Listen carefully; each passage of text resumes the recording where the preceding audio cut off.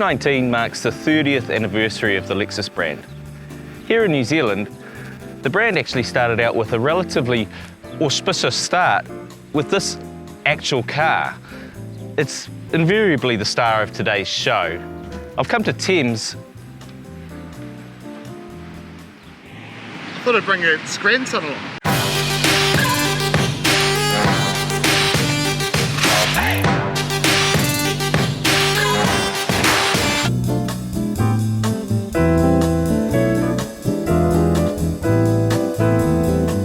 Alright, so I've gate crashed your classic car party here with my brand new 2019 Lexus LS500 Hybrid. What Thanks exactly for that. is this? That's alright. What is this again?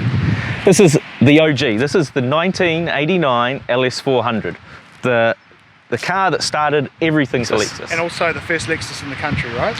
This is the first Lexus ever brought into New Zealand, yeah. Okay, well that's cool. It's got some cachet, I suppose, but I'll tell you what, this is a pretty amazing car, full of a lot of technology, and I think the way that I can prove that to you is with an old-fashioned game of top trumps. Lexus LS top trumps. Yeah. Okay. All right, top speed, modern car, 250 k's per hour, easy, bang, see you later.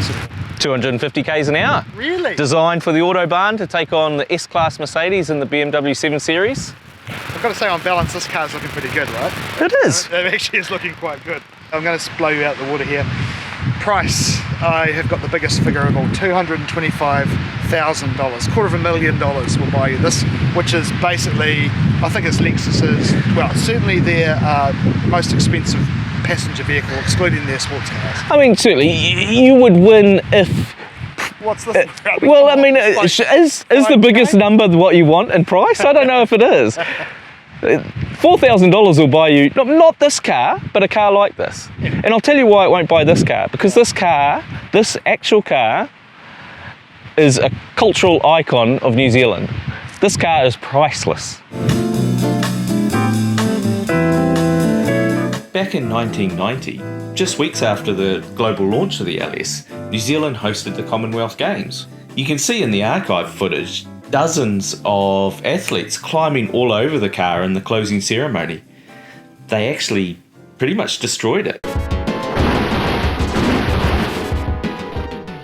Well, back in 1989, this car would certainly have been an innovation powerhouse. You have climate control, AM FM radio with tape deck, and 6-stack CD player in the back. It actually came with an optional Nakamichi audio system, which in today's money would probably have set you back about $10,000 New Zealand. It has a cell phone built into the car, and that's got a hands-free dialing function, not a hands-free calling function, but it does have a speaker built into the phone, which I guess back then was unheard of. Don't mind me, I just need to make a quick phone call.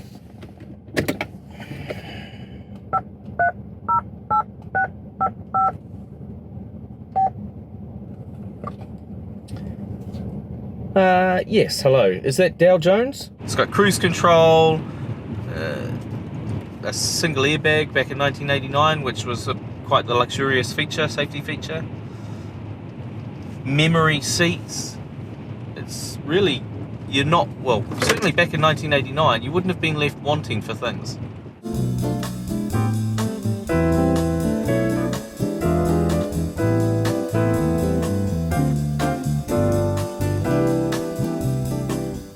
It's really little wonder that when they were doing the development for this car, they actually clocked over 1.7 million kilometers in development mileage. They had over 450 prototypes before they decided on the production version of the LS. These kind of numbers just don't happen in today's world. I mean, it's all computerized, VR simulations. The cost of developing that many prototypes and ultimately destroying them as well is just crazy by today's standards. The investment that Toyota made in the LS, or Lexus made in the LS, is really a bit of a Concorde moment. By today's standards, it still feels every bit a luxury car. It's tight, it's done 240,000 kilometers, but you really don't feel a lot of that. It's very smooth and quiet. I mean, it's got relatively small wing mirrors, which I think really helps reduce the wind noise, and a lot of the smoothness in this vehicle is actually from the driveline, and they did a lot of work making sure that the alignment of things like the drive shaft and all of the rotational mass was perfectly harmonized and perfectly balanced. In fact, halfway through the development phase of this car, they adjusted the angle of the engine to ensure that the two-piece drive shaft was in a perfectly straight line with the rear end, and that gives basically a vibration-free driving experience. And as I say, even today, there's not a hint of vibration in this car. The transmission is a Toyota 4-speed. You can't really floor it in any way. It's very, very smooth. And of course, it's mated to that 250 horsepower quad cam V8, which in its day was, again, a revelation. They developed over 900 prototype engines for this vehicle to get that perfect. And it launched a whole era of aluminium internal componentry, aluminium cam trains and things like that, which until then were unheard of in a passenger car.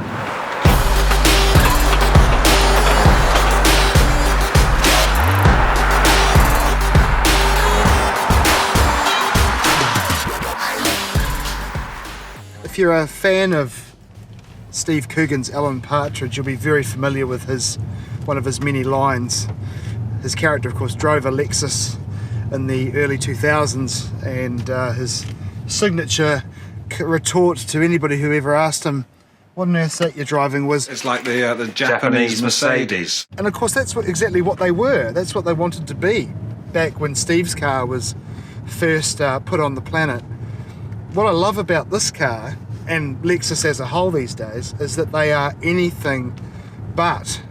They are absolutely a Japanese firm espousing Japanese values and Japanese technology, and it's amazing to see just how far they've come. I guess the big question is, does Lexus measure up? You've got a 30-year-old car in that LS400 that Steve's driving, and 30 years later, this is the fruit of their labour. Obviously, they're polar, opposites. This steering wheel probably has more computing power embedded in it than the entirety of that 1989 model. But I will say, driving that car, I only drove it for a short time, but I have to say it was so smooth. It was absolutely lovely to drive still after all this time. The quality that car was created with is still evident.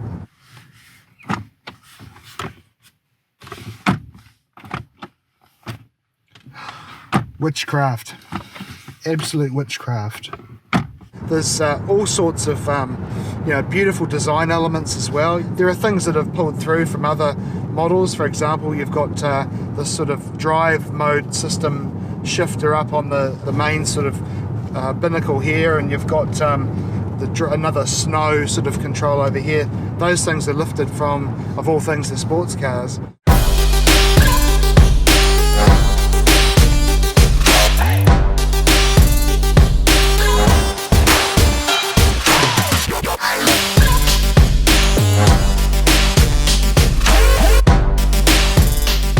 So Lexus still kind of flies under the radar. There's absolute brand acolytes, no question. There are people that have probably had 2, 3, 4 Lexuses in their lifetime already, and it's not bad for a company that's only been around 30 years. There's something about the brand that still hasn't quite matched the longevity of the Benzes, the BMWs, the Jaguars, the Volvos even. And that might just be a question of time, I think maybe the next generation of car owners might see Lexus as the prestige brand that the company's always aspired to be. In New Zealand, obviously a small market, we have a different take on it again, because in the US, Lexus is huge. Lexus actually succeeded from the very start. If you even look at the Lexus brand, you know, Lexus is luxury export to the US. That's purportedly what it's supposed to stand for. But here in New Zealand, you know, it's still a pretty small market, and at that top end premium sort of level, there's surprisingly a lot of choice. Lexus has certainly got the products, it just hasn't perhaps got the same prestige. And 30 years in seems like a long time, but maybe in the life of a brand, it's actually not.